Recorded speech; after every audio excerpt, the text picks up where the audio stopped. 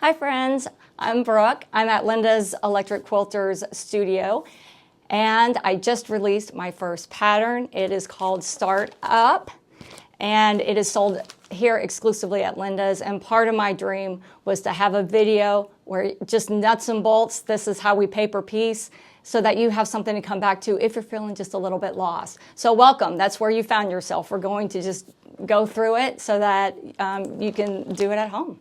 All right, so here's the pattern. This is one of the papers of the pattern. This is the one that I'm going to use today to do the demonstration. This is the dark navy. Just for demonstrational purposes, I've gone ahead and traced the lines of those units on the back just so that you can see better what we're looking at. So let me pull the fabrics that we need. We, of course, need the navy. She's beautiful. That's the new navy. It's one of my favorite grunges. And then we're going to need the white and the gray. So the first thing we're going to do is we're going to grab the rotary cutter that we use for paper. I've got mine marked. And we're just going to loosely cut around these units. You don't want to cut right on the dotted line just yet. You're just going to do like a rough trim. You don't need to use rulers, none of that. Just kind of get rid of those extra papers. Go ahead and cut both of those units. And now, as you look at them, remember they tell you which order you're going to go in. Let's put this one aside. So here, J1 is gray. Now, on the first piece of every unit, you're going to have your fabric right side down. It's the only one that's like that. From 2 on, for the rest of the unit, you'll have your fabric right side up. But for this first one, right side down. Now take your tape, and then you're going to put it just on the back of that first piece. You don't want to put the tape directly on your fabric. It'll stick to the fabric that way. But you can just press that down. If you need to move it, you want to do it over here, great. Just turn it, take it off, put it back down. And it will stay long enough for you to get that piece secured in the unit. But you can move it around. And then when it's time to take the papers off in the end, it comes off real easy.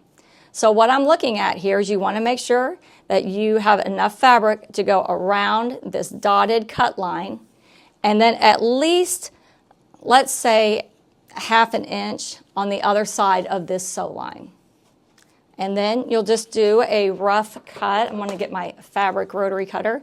And we're just going to do a rough cut around that. Okay, then we're going to get a folding card and you're going to line it up on that line. Fold it back. Get your add a quarter ruler. Oh, let me get a bigger one. And just let it click in on that paper and then just cut right across and you have your perfect 1/4 inch cut there. Now we're going to pull the blue in. Now from here on out, there are about 6 steps. You're just going to keep repeating them over and over again. Remember, we're going to do fabric right side up. And here's how we're going to align it. We want to go outside the dotted cut line, at least 1/2 inch on the other side of this solid sew line. So you can see here, we don't have enough space to get in here. So you just want to make sure it goes all around those lines. And when you're sure you have it, then you'll just get your add a quarter ruler again, lock it in there, cut across, and you're ready to sew. So what we'll do then is I'm going to carry it over to the sewing machine and open the paper and then sew down the solid line here. Okay, so then you're just going to take it over to the machine. You're going to open the paper. And on my patterns, the solid line shows you exactly where to start and stop. Now, one thing you want to make sure to do is decrease your stitch length. I recommend 1.6 or 1.8. All right, just cut that thread. And then you're going to take it over and you're just going to open it up. I do like just a quick finger press there, and then we will flip over this handy board that has an ironing surface on one side and a cutting surface on the other. And then we're just going to hit it just with a quick heat. Now you don't want to have steam in your iron when you're working with paper piecing.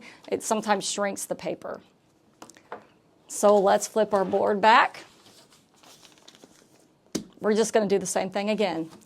You're going to put your card on the line, fold it back, get your add a quarter ruler, lock it in, give it a cut, and then we got to pull the next fabric. So if you're going with this colorway, we go back to the gray. Remember, from here on out, we've got the right side up on your fabric. Fold that back. Make sure when you're lining up the fabric that you're folding that paper back. Give it a quick, we're looking around the dotted line.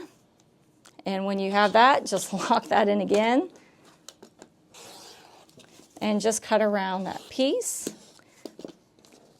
And then back to the machine. Open up your paper. And just go from start to stop. Take it back to our board. Make it into a pressing surface. Open that up. Quick heat.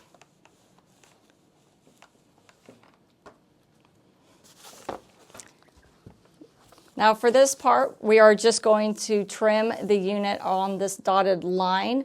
I like to use these Quilter Select rulers because they have a film on the underneath so they don't slip. One trick that I like to use, instead of looking at the dotted line to cut, I actually line up these 1/4 inch marks on the ruler with the solid line. For some reason, that's easier for my eyes to see. I'm going to go back to my rotary cutter that I use for paper, because it'll just dull that blade a little bit faster, and give it a trim.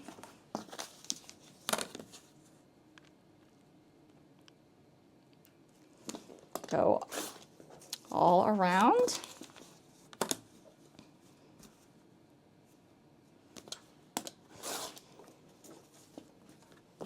And the last side.